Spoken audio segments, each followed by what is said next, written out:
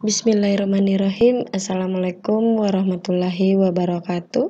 Salam sejahtera buat kita semua. Alhamdulillah kita masih diberi kesehatan dan kesempatan untuk bertemu kembali dalam video daring hari ini. Jadi ini video kali ini merupakan kelanjutan dari pengertian fisika yang sebelumnya, seperti itu ya. Jadi di sini kita akan membahas tentang besaran dan sistem satuan. Nah, sebelum kita masuk pada besaran dan satuan, kita akan mengetahui lebih dalam tentang besaran dan satuan, maka kita akan mempelajari dulu atau mengetahui yang namanya metode ilmiah. Nah, jadi teman-teman di sini kita akan membahas tentang metode ilmiah fisika, gitu ya. Jadi metode ilmiah ini adalah proses keilmuan untuk mendapatkan pengetahuan secara sistematis melalui bukti fisis. Nah, jadi pada ilmu fisika, metode ilmiah ini memastikan untuk didapatkan sesuatu agar bisa disimpulkan. Nah, gitu ya. Jadi, pada ilmu fisika ini, metode ilmiah ini memastikan didapatkannya suatu kesimpulan yang didukung oleh bukti-bukti dan tersusun secara sistematis. Jadi, jika tidak dilakukan metode ilmiah, maka eksperimen-eksperimen yang dilakukan itu akan meragukan dan tidak dapat ditetapkan pada hukum-hukum atau rumus yang jelas akan terjadi pada suatu fenomena fisis, seperti itu. Jadi, seperti itu ya kurang lebih pengertian dari metode ilmiah. Jadi, metode ilmiah ini adalah prosedur dalam mendapatkan pengetahuan yang disebut ilmu.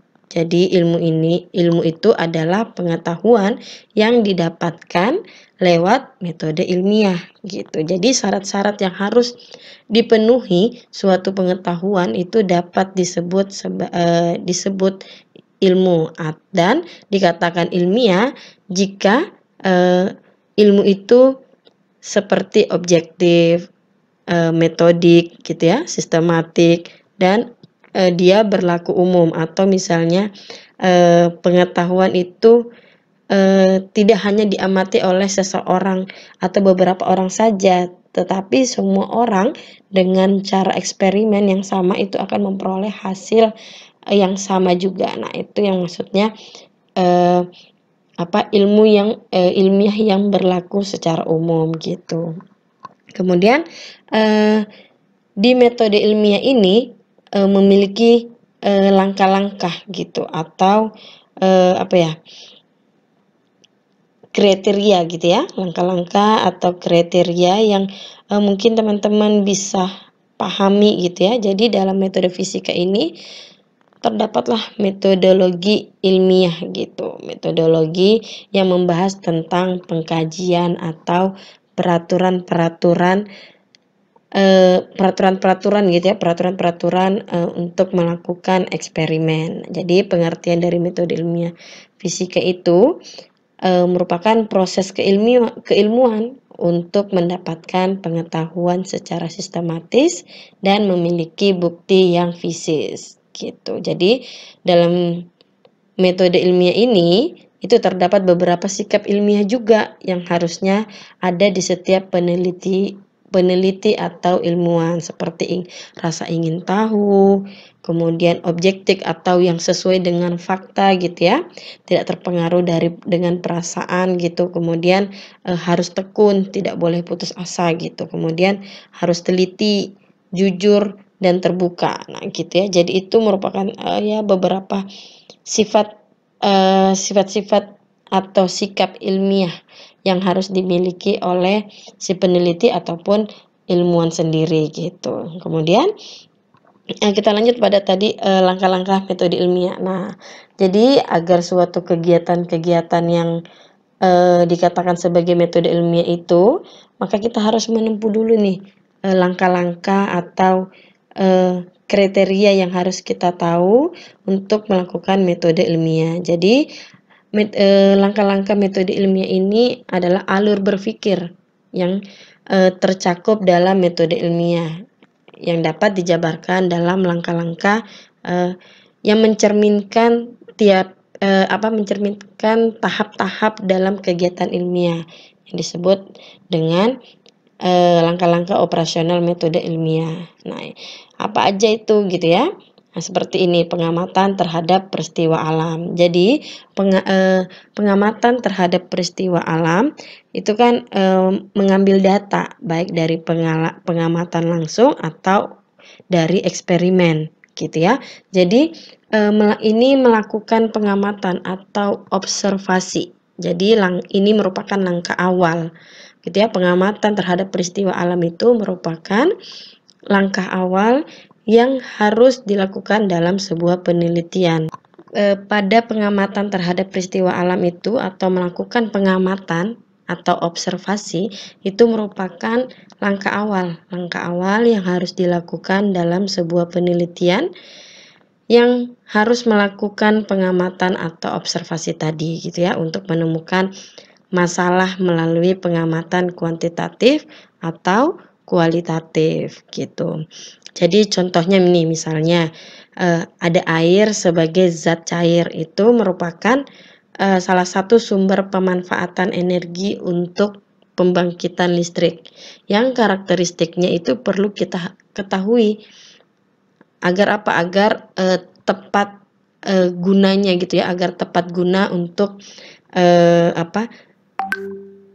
pembangkitan listrik tersebut gitu. Jadi itu merupakan salah satu contoh melakukan pengamatan atau observasi gitu ya.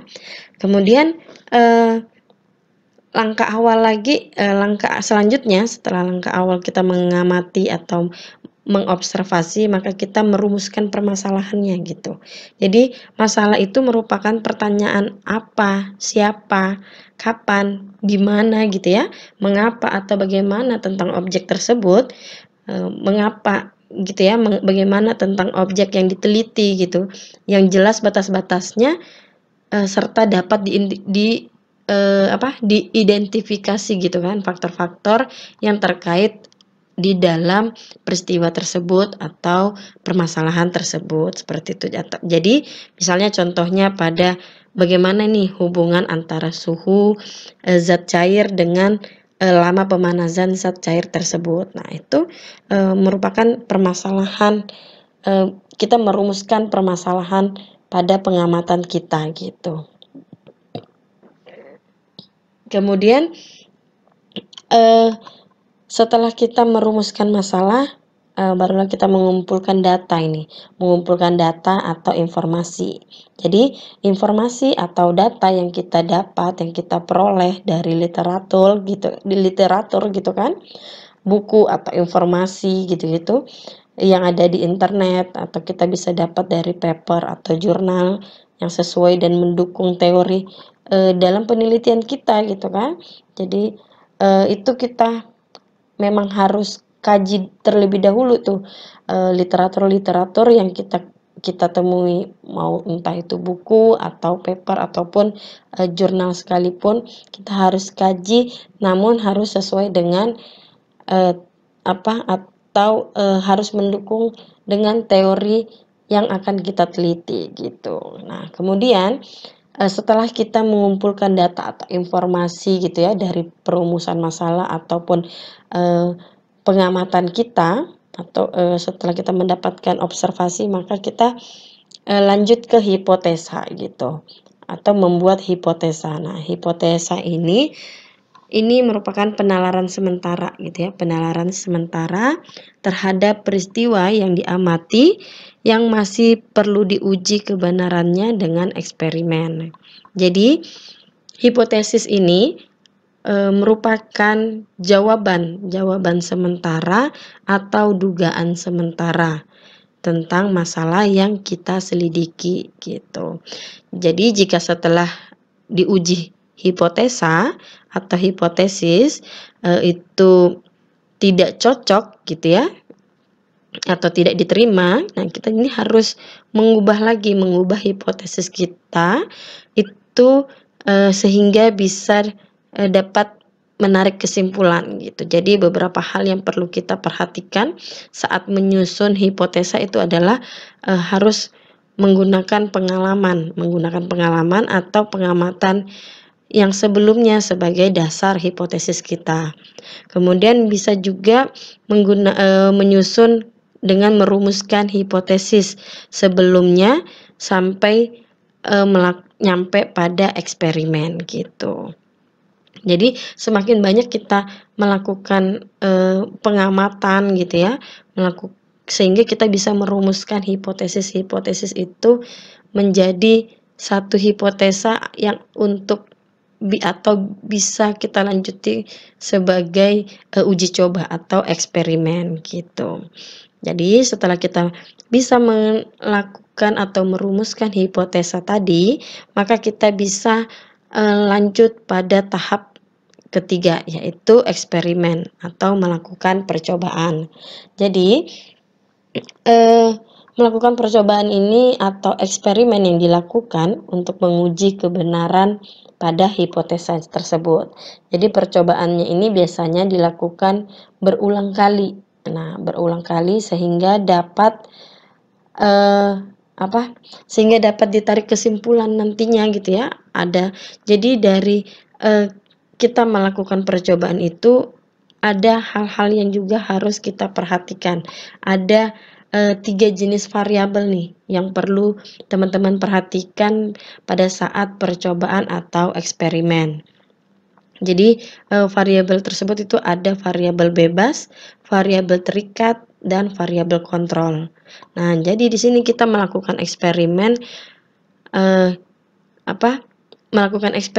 ada memang tahap-tahap yang harus diperhatikan selain variabel-variabel yang saya sebutkan tadi gitu ya. Jadi kita juga harus memperhatikan hal-hal yang mungkin kiranya eksperimen ini bisa berhasil gitu.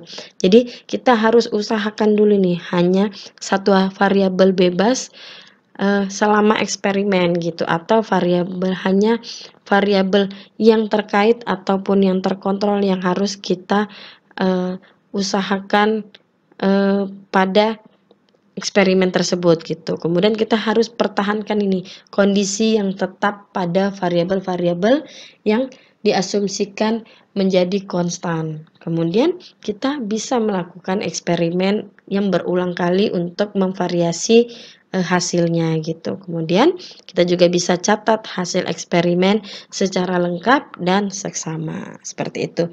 Jadi setelah kita melakukan eksperimen, jika eksperimennya cocok, maka akan lanjut nih pada teori. Namun jika tidak cocok, maka kita akan kembali lagi ke hipotesa. Kita merumuskan kembali hipotesa atau hipotesis tersebut. Kita menganalisis nih pengamatan kita lagi gitu kan, dan kembali ke eksperimen. Nah, setelah eksperimen itu berhasil, maka kita akan masuk pada teori gitu ya. Masuk pada teori, di mana teori ini jika hipotesanya cocok dengan hasil eksperimen atau dalam batas-batas tertentu, ya, hipotesa tersebut itu diterima sebagai teori gitu. Kemudian ada namanya prediksi. Nah, prediksi di sini dengan teori yang dapat diprediksi berbagai hal yang mungkin terjadi gitu ya. Prediksi tersebut itu harus perlu diuji dulu dengan suatu eksperimen. Jadi jika hasilnya positif atau ditingkatkan atau diperluas prediksinya, maka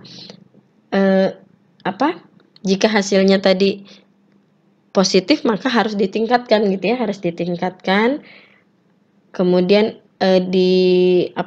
diuji kembali, diuji prediksi gitu ya. Kemudian jika hasilnya negatif maka dia akan kembali ke teori gitu. Jadi kembali ke teori ini untuk disempurnakan kembali. Jadi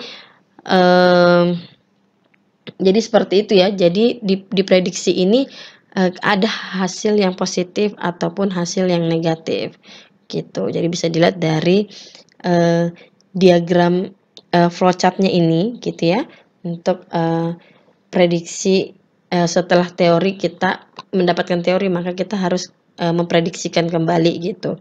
Jadi, kemudian setelah kita prediksi berhasil, maka, kita analisis nih, analisis, datanya atau, kita nantinya menyimpulkan gitu ya, mengambil kesimpulan dari pengamatan tersebut gitu. Jadi menganalisis data ini seperti itu ya untuk, flowchart dari metode ilmiah, sampai diprediksi. Jadi setelah kita, nyampe di tahap prediksi, maka kita selanjutnya, langkah selanjutnya itu adalah menganalisis data atau sampai pada kesimpulannya. Jadi menganalisis data ini merupakan pekerjaan yang, cukup rumit juga gitu ya, karena kita harus setelah kita mengolah data, maka kita harus analisis dulu nih data yang kita peroleh tersebut. Nah, jadi data yang kita dapat itu bisa kita sajikan di dalam tabel, matriks, atau grafik sendiri gitu. Jadi data yang diperoleh itu dapat dianalisis secara statistik dan non-statistik.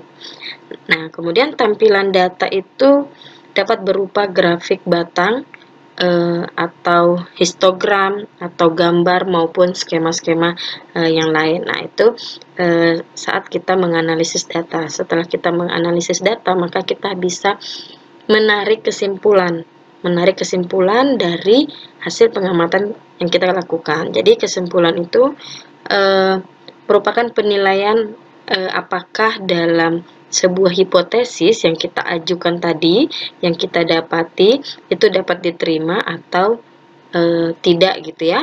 Apabila dalam proses pengujian terdapat fakta yang cukup mendukung, pada hipotesanya, maka hipotesa itu bisa diterima. Sebaliknya juga seperti itu. Jika dalam proses pengujiannya tidak dapat, cukup fakta yang mendukung hipotesis, maka hipotesis itu, akan ditolak gitu ya, akan tidak bisa atau misalnya tidak cocok gitu. Jadi hipotesis yang diterima ini kemudian dianggap menjadi bagian dari pengetahuan, ilmiah sebab, sudah memenuhi syarat. Jadi sudah memenuhi syarat keilmuan, di mana, itu bisa mempunyai kerangka penjelasan yang, konstan atau konsisten dengan pengetahuan ilmiah yang sebelumnya dan telah teruji kebenarannya. Jadi pengertian, kebenaran di sini tadi itu, tentang telah teruji pada kebenarannya, maka pengertian dari kebenaran itu sendiri harus ditafsirkan, secara pragmatis gitu ya, seperti itu. Jadi itu, langkah terakhir kita dalam metode ilmiah, dalam tahap-tahap metode ilmiah, yaitu adalah menguji kesimpulannya untuk bisa meyakinkan apakah kebenaran dari hipotesa yang kita buat, itu cocok atau tidak gitu ya. Apakah kita harus mengulang atau tidak gitu.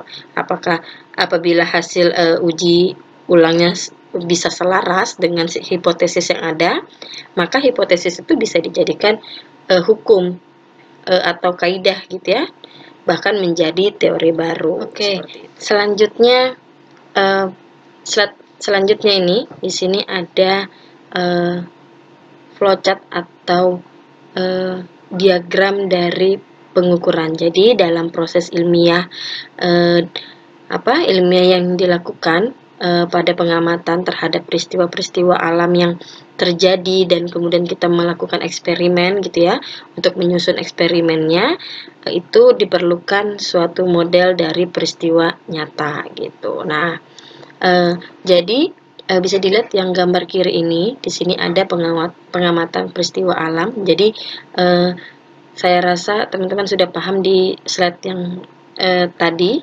sebelumnya itu ada di metode ilmiah, di mana kita, mengamati, peristiwa alam itu merupakan, tahap awal gitu ya, kemudian, sampai pada eksperimen. Nah, ketika kita mengetahui pengamatan peristiwa alam sampai dengan di eksperimen, itu merupakan model.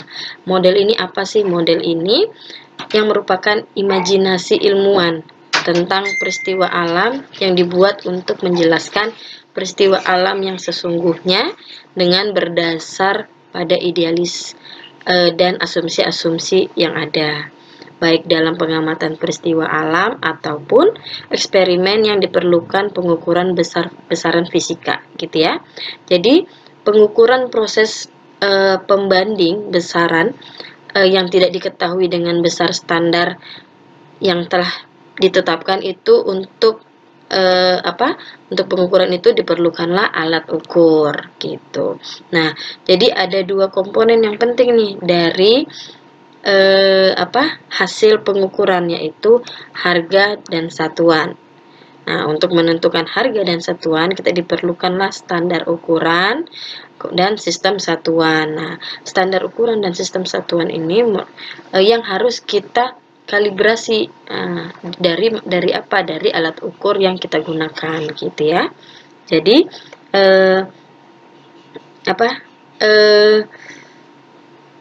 dalam dunia keilmuan itu sudah disepakati bahwa sistem satuan yang kita pakai, yang kita gunakan itu adalah sistem satuan internasional. Gini, sistem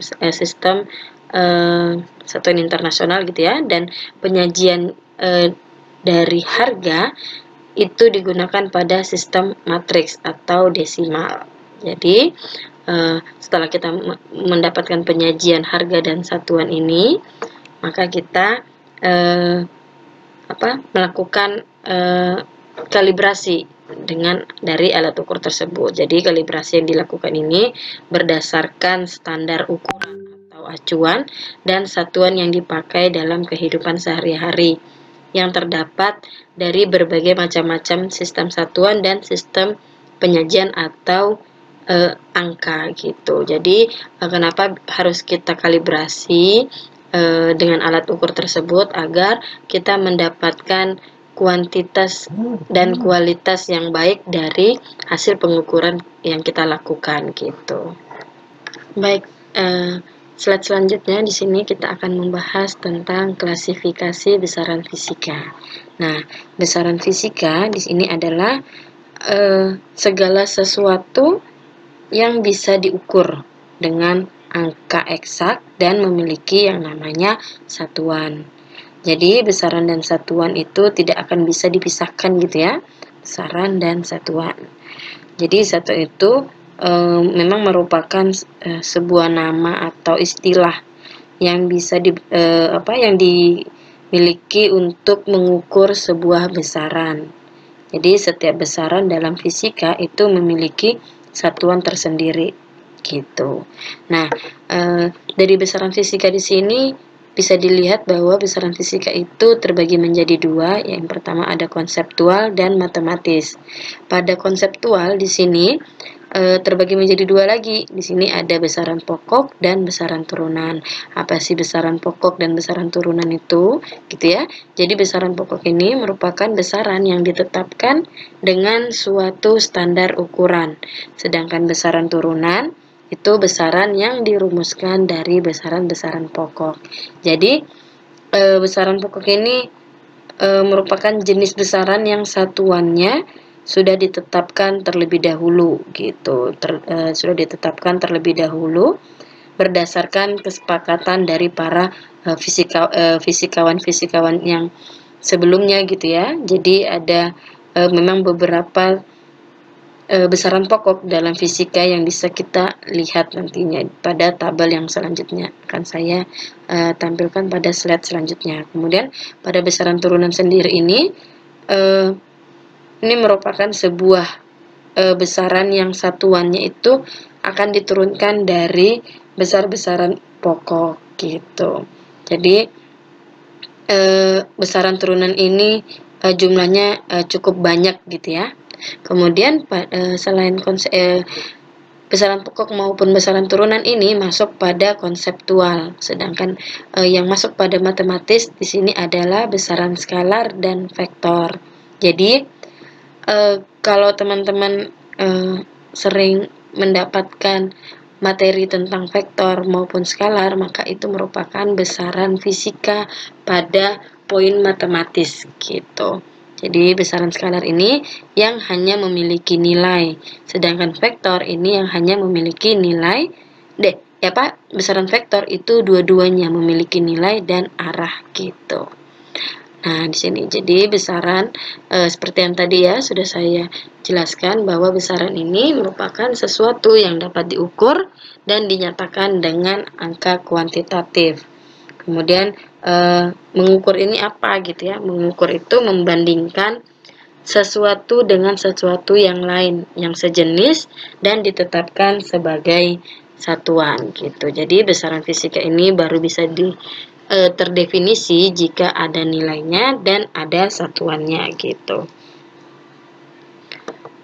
Nah, kemudian ini satuannya, satuan ukuran dari suatu besaran yang ditetapkan sebagai satuan. Contohnya ada meter, kilogram, detik, menit, gitu-gitu ya. Kemudian gram, kilogram. Nah, di sini bisa dilihat ada satuan-satuan per meter, detik, ataupun gram gitu. Kemudian sistem satuan ini juga ada dua macam gitu. Sistem satuan ini ada dua macam. Yang pertama ada matriks dan non matriks. Matriks itu apa aja yang masuk dalam matriks, yaitu ada teman-teman bisa mungkin lebih mengingat atau yang dalam singkatan MKS dan CGS. Nah, itu MKS itu meter, kilogram, dan second. Sedangkan CGS itu sentimeter, gram, dan second gitu. Kemudian di sini kemudian selain sistem satuan juga ada sistem internasional, sistem satuan internasional. Jadi sistem satuan internasional ini mempunyai beberapa kelebihan gitu ya. Salah satunya diantaranya adalah bisa lebih mudah dikonversi ke dalam sistem satuan yang lain yang sejenis juga gitu. Jadi itu merupakan karena pada sistem SI itu digunakan awalan untuk menyatakan bilangan desimal atau kelipatan 10 yang dituliskan sebelumnya pada satuan yang sudah digunakan gitu. Jadi sistem satuan, misalnya contohnya sistem satuan MKS yang sudah disempurnakan gitu ya, yang paling banyak dipakai sekarang ini gitu. Jadi meter, kilogram, second itu sistem internasional yang sering digunakan hingga sekarang. Nah, jadi dalam sistem internasional sendiri ini ada 7 besaran pokok yang berdimensi dan 2 besaran pokok yang tidak berdimensi gitu. Nah, ini sudah tadi yang penjelasan besaran pokok gitu ya. Ada panjang, satuannya itu meter, massa, kilogram gitu ya, sampai dengan jumlah zat, satuannya adalah mol gitu. Kemudian ini yang 7 besaran pokok dalam sistem internasional, bisa diingat-ingat gitu ya untuk besaran pokoknya, satuannya, singkatannya maupun dimensinya gitu. Jadi teman-teman bukan hanya sampai mengingat besaran pokok itu hanya di satuannya saja, tapi harus tahu singkatannya dan dimensinya, apalagi terutama pada di dimensi gitu ya. Kemudian besaran pokok yang tidak berdimensi itu ada 2, yaitu sudut datar dan sudut ruang. Mereka memiliki satuan, singkatan, namun tidak memiliki dimensi. Kemudian ini besaran turunan gitu ya, besaran turunan dengan satuan-satuannya. Jadi besaran-besarannya ada luas, volume, kecepatan-percepatan, gaya, daya, energi gitu ya. Itu satuannya masing-masing memiliki satuan gitu. Nah, kemudian ini besaran turunan dan dimensinya. Jadi ini ada luas dengan rumus panjang kali lebar, maka dimensinya itu adalah L pangkat 2. Kemudian volume panjang kali dengan rumus panjang kali lebar kali tinggi, maka dimensinya itu L pangkat 3 gitu ya. Kemudian massa jenis, di sini rumusnya ada massa per volume, maka dimensinya M kali L. Kecepatan juga seperti itu, rumusnya perpindahan per waktu. Kemudian dimensinya adalah L kali T pangkat min 1.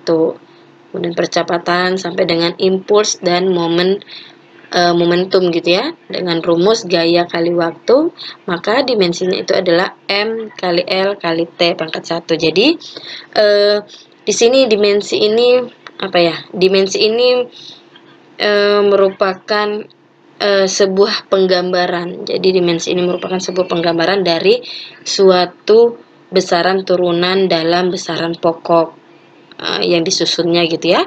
Jadi dimensi besaran dalam standar internasional ya seperti ini, bisa dilihat pada besaran turunan bahwa kalau panjang gitu ya, kalau rumusnya dengan besaran pokok luas, kalau luas maka kan rumusnya panjang kali lebar, sedangkan besaran pokok dari besaran pokok itu kan panjang, maka dimensinya itu adalah L. Kemudian massa itu ada M, waktu itu T, temperatur itu theta gitu ya. Kemudian kuat arus I, intensitas itu joule gitu ya. Kemudian jumlah zat itu N gitu. Maka itu merupakan simbol-simbol dimensi gitu. Ini ya, bisa teman-teman ingat-ingat gitu. Ini yang sudah dirumuskan gitu ya. Kalau misalnya besaran turunan dengan besaran fisika dengan rumus-rumusnya, maka dimensinya sebagai berikut gitu. Baik, selanjutnya di sini ada faktor penggali dalam sistem internasional gitu ya. Jadi di sini ada awalan-awalan dalam sistem internasional. Ini juga cukup penting ya untuk teman-teman ingat atau dipahami gitu untuk awalan-awalan dalam sistem atau faktor penggali gitu ya. Ada di sini eksa, peta, tera, deka, mikro, nano sampai dengan atau gitu. Jadi di sini eksa itu biasa dengan simbol E, maka faktor pengalinya dalam sistem internasional itu adalah 10 pangkat 18. Nah, begitu juga sampai, jadi dia di sini dimulai dari 10 pangkat 1 yaitu deka. Deka di sini dengan simbol DA. Kemudian yang paling tinggi di sini adalah eksa gitu ya, 10 pangkat 18. Kemudian di sini juga ada 10 pangkat min 1 atau 10 pangkat min 18. Nah, di sini bisa dilihat dalam pangkat min di sini ada D yang double gitu, ada double, ada 3 gitu ya. Ada desi, senti, dan atau. Jadi teman-teman ingat, yang simbolnya D itu ada senti, desi, dan atau. Tapi bisa diingat-ingat kalau dianya atau, maka pangkatnya adalah 10 pangkat min 18 gitu. Kemudian kalau desi itu 10 pangkat min 1, kemudian senti itu adalah 10 pangkat min 2. Jadi kalau ada soal yang 10 pangkat min 2, maka itu adalah senti, atau dia 10 pangkat min 18, maka itu adalah atau gitu ya. Kemudian di sini ada konversi satuan. Nah, jadi konversi satuan ini merupakan satuan-satuan dari suatu besaran fisika yang bisa dirubah dari satu sistem ke sistem yang lain yang juga sejenis gitu ya. Jadi di sini contohnya ada beberapa contoh konversi satuan panjang dari 1 inci. Jadi di sini 1 inci itu sama dengan 2,54 cm gitu. Nah, kemudian Di sini ada juga 1 yard. 1 yard sama dengan 0,9144 meter. Nah, sedangkan 1 meter itu sama dengan 39,37 inci atau sama dengan 3,281 kaki. Nah, satu kaki itu adalah 0,3048 meter. Kemudian ada 1 tahun cahaya itu sama dengan 9,461 kali 10 pangkat 15 meter. Kemudian ada 1 angstrom gitu ya. Jadi konversi-konversi ini bisa diingat, tapi untuk kalau mungkin teman-teman untuk mempermudah konversi satuan itu juga bisa di internet gitu ya. Tinggal disebutkan mau konversi apa, itu nanti akan muncul gitu. Kemudian masuk pada contoh soal. Nah, jadi contoh soal di sini ada 2 contoh soal. Yang pertama kita tentukan nih dimensi dan satuannya dalam sistem internasional untuk besaran turunan. Jadi di sini ada menentukan besaran fisikanya, yaitu ada gaya, berat jenis, tekanan, usaha, dan daya. Yang pertama di sini ada gaya. Jadi besaran fisika gaya itu dengan persamaan atau rumus massa kali percepatan. Nah, dimensinya apa? Dimensinya massa itu adalah M, percepatan itu adalah LT pangkat min 2. Maka dimensi dari gaya itu adalah MLT pangkat min 2 dengan satuan kilogram meter second kuadrat. Nah, kemudian yang kedua itu ada berat jenis. Jadi rumus dari berat jenis itu adalah berat per volume sama dengan gaya per volume. Nah, rumus dari dimensi dari gaya itu adalah LT pangkat min 2 dengan volume dimensinya adalah L pangkat 3. Maka dimensi dari besaran fisika berat jenis yaitu adalah ML pangkat min 2 dan T-nya pangkat min 2 dengan satuan kilogram meter per kubik gitu ya, persegi. Kemudian yang ketiga itu ada tekanan. Tekanan dengan rumus gaya per luas. Gaya per luas. Kemudian dimensinya itu ingat ya, gaya sama berarti. Kemudian luas itu L pangkat 2. Nah, jadi sehingga hasil dimensi dari besaran fisika tekanan yaitu MLT pangkat min 2 dengan satuan kilogram meter pangkat min 1 S pangkat min 1. Kemudian yang keempat ada usaha. Usaha dengan rumus usaha itu adalah gaya kali jarak. Dan dimensi dari gaya kali jarak, maka dimensi gaya dikali dengan jarak itu adalah L.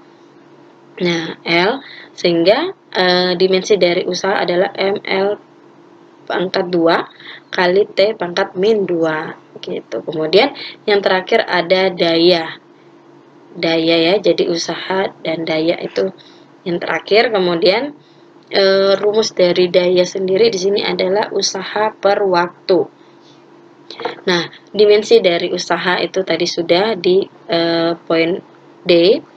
Maka ML pangkat 2 kali T pangkat min 2 dengan waktu itu adalah T, sehingga dimensi dari daya itu adalah ML pangkat 2 kali T pangkat min 1 dengan satuan kilogram meter pangkat min 2 kali S pangkat min 1.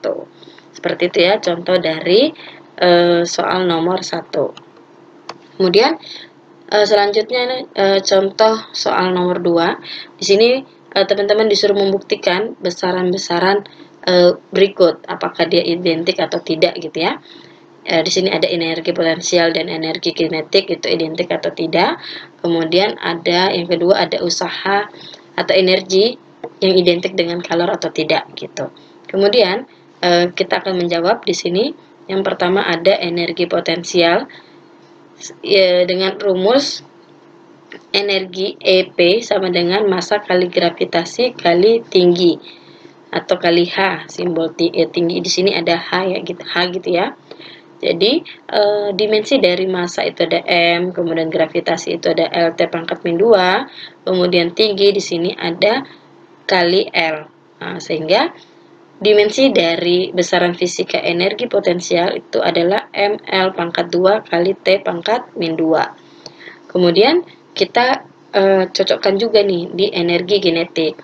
Kita lihat rumus dari energi kinetik itu adalah EK sama dengan 1/2 kali massa kali kecepatan pangkat 2. Kecepatan itu rumusnya adalah V, simbolnya adalah V pangkat 2. V gitu ya. Nah, ini pangkat 2. Kemudian dimensi dari massa M, kemudian kecepatan itu adalah LT pangkat min 1. Kemudian ini 1/2-nya ini di sini kan 1/1 per LT pangkat, maka hasilnya LT pangkat min 1 pangkat 2. Sehingga dimensi dari besaran fisika energi kinetik adalah ML2 kali T pangkat min 2. Maka energi potensial dan energi kinetik ini dimensinya identik, sama gitu ya. Kemudian ini ya, mempunyai dimensi yang sama, keduanya identik. Kemudian yang B, di sini ada usaha, energi, dan kalor.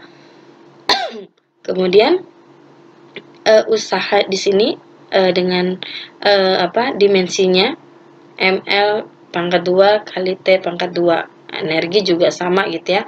Sedangkan kalor ini yang sama dengan 0,24 kali energi. Nah, maka hasilnya ML pangkat 2 kali T pangkat min 2. Jadi ketiga dari besaran fisika ini memiliki dimensi yang sama atau identik, seperti itu. Oke, baik seperti ini ya. Jadi seperti Oke, baik seperti itu ya. Jadi kesimpulannya pada materi besaran dan satuan ini adalah besaran dan satuan ini merupakan hal dasar yang harus teman-teman pahami saat kita mempelajari ilmu fisika gitu ya. Jadi karena hal ini sangat membantu teman-teman ke depannya. Jadi setiap hal yang teman-teman nanti akan hitung itu akan memiliki hubungan dengan besaran dan juga satuan. Karena apa? Karena tanpa kita sadari kita ini sudah dikelilingi dengan berbagai macam hal yang berhubung dengan besaran fisika gitu ya. Mau panjang, waktu, berat maupun suhu. Dimana itu adalah beberapa contoh dari besaran yang sering kita gunakan dan jumpai dalam kehidupan sehari-hari. Jadi kita sadari bahwa dalam pengungkapan atau penulisan besaran-besaran tersebut tentu selalu diiringi oleh istilah yang disebut dengan satuan tadi gitu. Jadi sebelumnya dalam mengukur panjang itu sebelumnya dalam mengukur panjang atau suatu benda itu misalnya menggunakan satuan yang unik, seperti misalnya kita menggunakan tangan kita, jengkal kita gitu ya. Jadi itu dalam pengukuran misalnya luas gitu juga itu digunakan satuan seperti tumbak atau mayam. Jadi pengukuran itu menggunakan satuan-satuan seperti itu tentu tidak bisa memberikan hasil yang tepat gitu ya,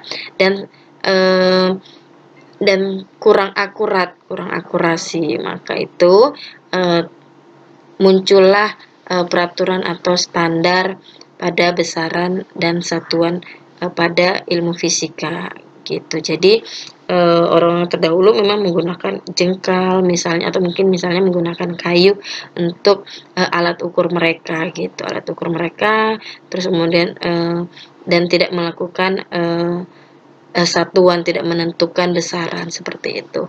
Jadi itu merupakan kesimpulan dari materi kali ini, yaitu besaran, satuan maupun pengukuran gitu ya. Sampai di sini video kali ini. Mohon maaf jika ada kurang kata atau salah kata. Silakan teman-teman jika masih ada yang ingin ditanyakan silakan tulis di kolom komentar atau diskusi lebih lanjut di grup. Oke, saya akhiri video kali ini. Assalamualaikum warahmatullahi wabarakatuh.